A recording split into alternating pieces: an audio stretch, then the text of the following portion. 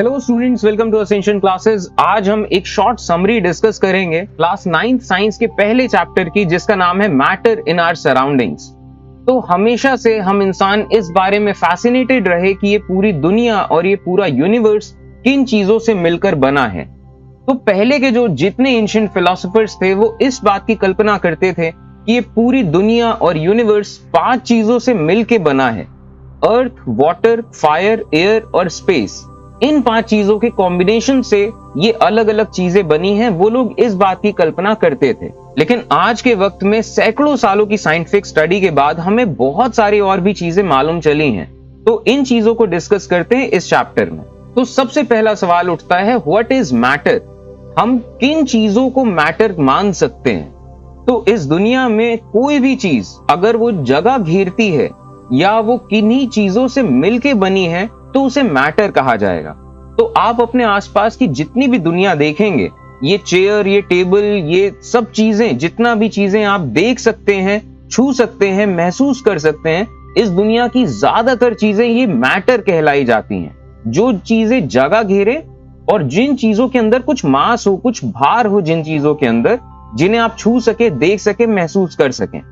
तो ये हवा जिसमें आप सांस लेते हैं ये भी मैटर है, ये पानी जो आप पीते हैं ये भी मैटर है, आप जिस टेबल में बैठे हैं और जिस मोबाइल फोन को आप यूज करते हैं, सब कुछ मैटर है।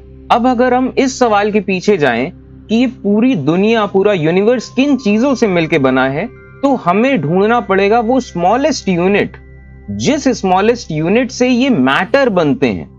तो किसी भी चीज को अगर आप मैग्नीफाई करते हुए चले जाएं और उसकी सबसे छोटी यूनिट देखने की कोशिश करें, तो आप ये पाएंगे कि दुनिया की जितनी भी चीजें हैं ये छोटे छोटे पार्टिकल्स से मिलकर बनी हैं। और इन पार्टिकल्स के भी अंदर अगर आप मैग्नीफाई करके देखें तो ये पार्टिकल्स अलग अलग मॉलिक्यूल्स से मिलकर बने हैं। और इन मॉलिक्यूल्स, ये मॉलिक्यूल्स बने होते हैं एटम्स से मिलकर। जैसे कि जो पानी है, पानी की एक बूंद 10 to the power 21 पार्टिकल्स से मिलकर बनी है, पानी के पार्टिकल्स। और ये जितने भी पानी के मॉलिक्यूल्स हैं ये हाइड्रोजन और ऑक्सीजन के एटम्स के मिलने से बने हैं।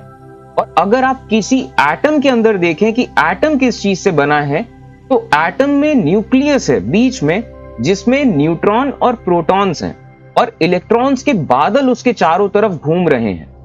अब एटम्स जो हैं ये कितने तरह के होते हैं, तो हमारे पीरियोडिक टेबल में बताए गए हैं कि ये एटम्स कितने तरह के होते हैं।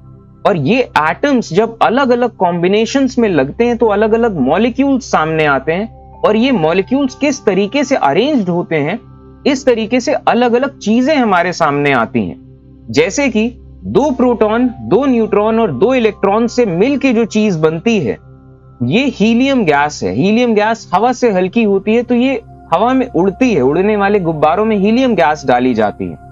और जिस एटम में 3 प्रोटॉन, 3 न्यूट्रॉन और 3 इलेक्ट्रॉन हो जाते हैं तो लिथियम नाम का एक सॉलिड सब्सटेंस बनता है।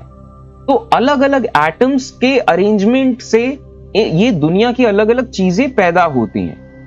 अब अगला मुद्दा उठता है प्रॉपर्टीज ऑफ मैटर, कि ये जो मैटर है इसकी प्रॉपर्टीज क्या हैं। अब इससे पहले कि हम समरी में आगे बढ़ें, एक इंपॉर्टेंट अनाउंसमेंट, हम टीचमेंट ऐप पर अपने पेड कोर्सेज लाए हैं जिसमें हम क्लास 7th और 8th और 9th को हम मैथ्स और साइंस पढ़ा रहे हैं। तो क्लास 9th के लिए आपको हम मैथ्स और साइंस पढ़ाएंगे टीचमेंट ऐप पर। इसके बाद जो 12th एग्जाम के बाद कॉमन एंट्रेंस एग्जाम्स होने हैं यूनिवर्सिटीज के लिए, इसकी प्रिपरेशन के लिए हम इंग्लिश और रीजनिंग एप्टीट्यूड करा रहे हैं। तो क्लास 9th के लेवल पे ये सब चीजें आपको मिलेंगी। सारे क्लासेस के लाइव और रिकॉर्डेड फॉर्म में भी आपको मिलेगा, सारे पीडीएफ्स मिलेंगे, डाउट रिमूविंग क्लासेस होंगी, ये सब चीजें होंगी। और बाकी डिटेल्स के लिए आप हमें कांटेक्ट कर सकते हैं इस व्हाट्सएप नंबर पे। और टीचमेंट ऐप पर जब आप जाएंगे तो वहां पे आप ये क्लासरूम आईडी डाल सकते हैं। इस क्लासरूम आईडी से आप कॉमन क्लासरूम में एनरोल्ड हो जाएंगे। तो अब हम मैटर की प्रॉपर्टीज के बारे में जानना शुरू करेंगे। हम कुछ एक्सपेरिमेंट्स देखेंगे जिससे हमें खुद ब खुद मैटर के प्रॉपर्टीज के बारे में मालूम चलता जाएगा। तो जो सबसे पहला डेमोन्स्ट्रेशन हम देखेंगे उसमें हमने अलग अलग बीकर्स लिए हैं। इन बीकर्स में पानी लिया है। हम थोड़े से पार्टिकल्स, पोटेशियम परमैंगनेट के थोड़े से पार्टिकल्स एक बीकर में डालेंगे तो हम देखेंगे ये पार्टिकल्स खुद ब खुद डिसॉल्व होने लग जा रहे हैं पानी में। अब ये पानी काफी कॉन्सेंट्रेटेड है और बिल्कुल डार्क वॉयलेट कलर का है। इस सैंपल से, जिस सैंपल में हमने थोड़े से पार्टिकल्स डाले थे पोटेशियम परमैंगनेट के, इससे हम छोटा सा सैंपल लेंगे और दूसरे बीकर में डालेंगे जिसमें साफ पानी है। तो हम देखेंगे दूसरे बीकर का पानी का रंग भी चेंज हो जाता है। अब दूसरे बीकर से हम थोड़ा सा सैंपल लेंगे और तीसरे बीकर में डालेंगे। हम पाएंगे ये तीसरा बीकर का कलर थोड़ा माइल्ड हो जा रहा है, लेकिन स्टिल बिल्कुल कलरफुल हो जा रहा है।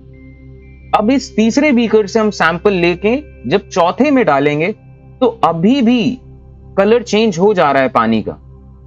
और इस चौथे बीकर में भले कितना भी माइल्ड कलर क्यों ना है, हमने अगर छोटा सा भी थोड़ा सैंपल लिया और पांचवें बीकर में डाला तो पांचवें बीकर में फिर से थोड़ा सा ही सही लेकिन माइल्ड सा रंग आ गया है।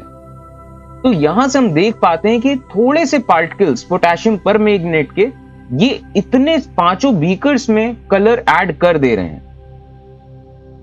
तो इस एक्सपेरिमेंट से हमें पता चलता है कि पार्टिकल्स कितने छोटे हो सकते हैं।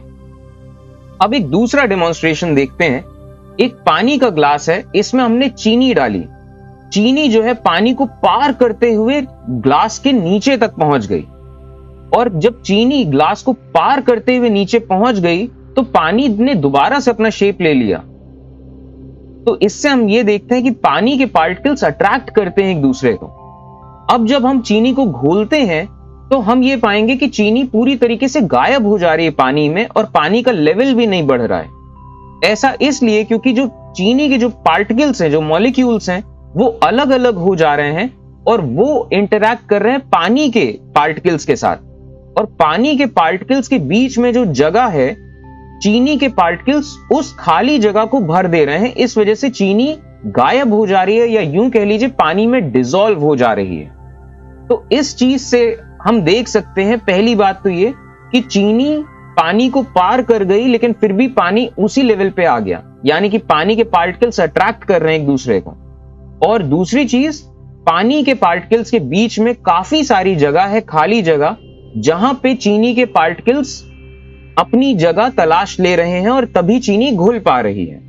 फिर हम एक डेमोन्स्ट्रेशन देखते हैं। हम एक बीकर में पोटेशियम परमैंगनेट का सॉल्यूशन डाल देते हैं और इस बीकर को काफी देर तक यूं ही छोड़ देते हैं। तो हम ये पाएंगे कि पोटेशियम परमैंगनेट पूरे के पूरे बीकर में घुल जाता है एक लंबे टाइम के बाद।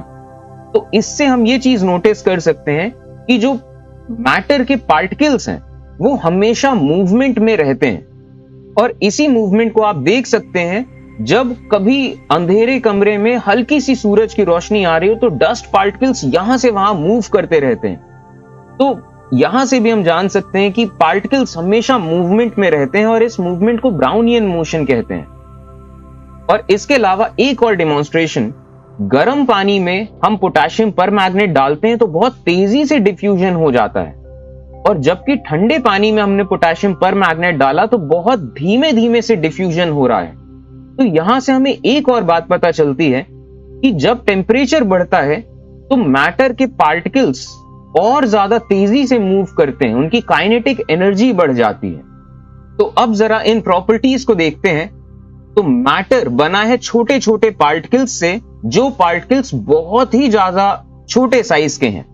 इन पार्टिकल्स के बीच में स्पेस है और ये पार्टिकल्स हमेशा मोशन में रहते हैं, जिसे ब्राउनियन मोशन कहते हैं। अगर आप पॉलन ग्रेन्स को भी पानी में डाल दें तो पॉलन ग्रेन्स भी लगातार मूव करते रहते हैं।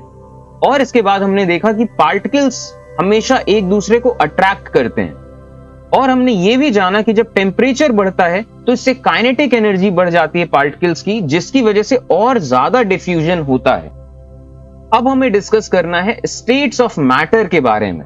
तो मैटर के अलग अलग स्टेट्स होते हैं, और ये चीज आप अपनी रियल लाइफ में देखते होंगे कि हर चीज या तो फिर सॉलिड फॉर्म में होती है, कि जैसे कि ये पेन है, इसका एक फिक्स्ड शेप है, इसका एक फिक्स्ड वॉल्यूम है, इसमें फोर्स डालने पे ये शेप चेंज नहीं करता है, इसको हम दबाएं तो ये कंप्रेस नहीं होता है, पिचकता नहीं है।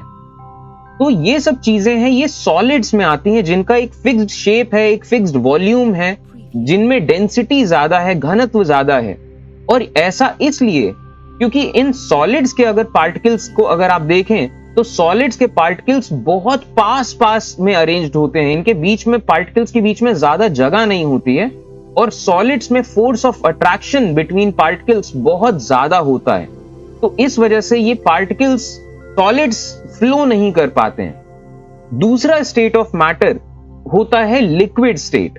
कई सारी चीजें, जैसे आप जो कफ सिरप देखते हैं, जो पानी आप देखते हैं, सब लिक्विड्स हैं।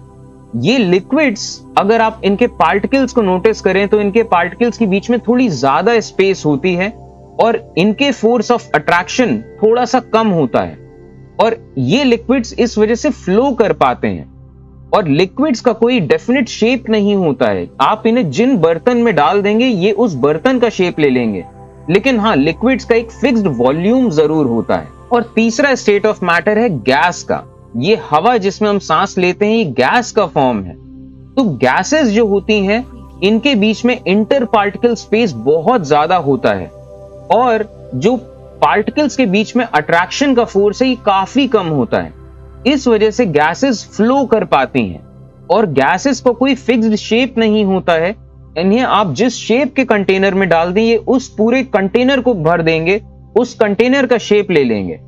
तो इनका कोई फिक्स्ड शेप नहीं होता, कोई फिक्स्ड वॉल्यूम नहीं होता। गैसेस के मॉलिक्यूल्स या पार्टिकल्स के बीच में बहुत जगह है, इस वजह से इनको कंप्रेस किया जा सकता है।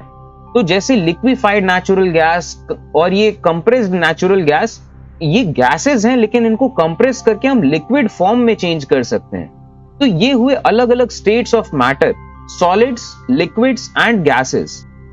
तो ये जितनी भी चीजें हमने डिस्कस करी, मोर और लेस इस चैप्टर में इन्हीं सब चीजों का जिक्र है, और यही समरी थी इस चैप्टर की। इस चैप्टर का डिटेल्ड वर्जन अगर आपको देखना है तो ये आपको मिल जाएगा हमारे टीचमेंट ऐप पर, जहां हम क्लास 9th की क्लासेस ले रहे हैं, और क्लास 9th में आपको मैथ्स और साइंस के सारे चैप्टर्स फुल डिटेल्ड वर्जन में आपको मिलेंगे।